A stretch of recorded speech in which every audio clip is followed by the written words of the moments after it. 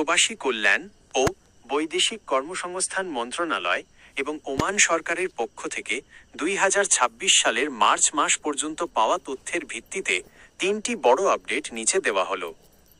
Labour work visa চালুর সুখবর।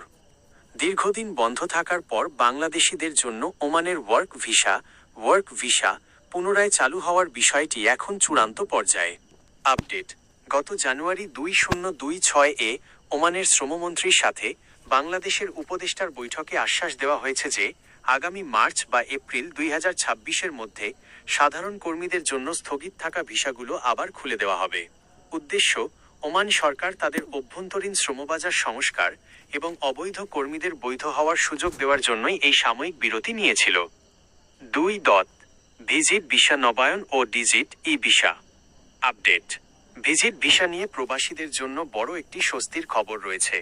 নবায়ন সুবিধা: যারা বর্তমানে ওমানে ভিজিট ভিসায় আছেন তাদের ভিসা নবায়নের ক্ষেত্রে আগের চেয়ে নমনীয়তা দেখানো হচ্ছে। বিশেষ করে জিসিসি দেশগুলোর রেসিডেন্টদের জন্য ই ভিসা প্রক্রিয়া আরও সহজ করা হয়েছে। ডিজিটালাইজেশন: এখন থেকে বেশিরভাগ ভিসা আবেদন রয়্যাল ওমান পুলিশ ROP পোর্টালের মাধ্যমে ডিজিটাল পদ্ধতিতে সম্পন্ন করা হচ্ছে, যা দালালদের দৌরাত্ম্য কমাতে সাহায্য করবে। 3. ফ্লাইট চলাচল ও টিকিটের আপডেট। সাম্প্রতিক আঞ্চলিক উত্তেজনার কারণে ফ্লাইটে কিছু বিঘ্ন ঘটলেও তা কাটিয়ে ওঠার চেষ্টা চলছে। ফ্লাইট রিশিডিউল, ড্রোন হামলা বা যুদ্ধের আশঙ্কায় 4 মার্চ 2026-এর দিকে কিছু ফ্লাইট বাতিল হয়েছিল।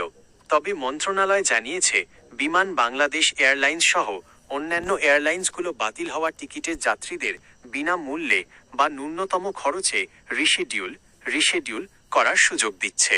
ভিসার মেয়াদ বৃদ্ধি: ফ্লাইটের সমস্যার কারণে যাদের ভিসার মেয়াদ শেষ হয়ে যাচ্ছে তাদের জন্য কাতার বা ওমানের মতো দেশগুলো ভিসার মেয়াদ স্বয়ংক্রিয়ভাবে বাড়ানোর বিষয় বিবেচনা করছে। মনে রাখবেন, কোনো অবস্থাতেই ভিজিট ভিসায় গিয়ে ওমানে কাজে যোগ দেবেন না। এটি 2026 সালের নতুন আইনে কঠোর শাস্তিযোগ্য অপরাধ। আপনি কি আপনার পাসপোর্ট নম্বর দিয়ে ভিসার বর্তমান স্ট্যাটাস চেক করার নিয়ম জানতে চান?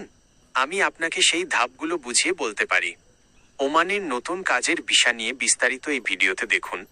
ওমান কাজের ভিসার সর্বশেষ আপডেট 2026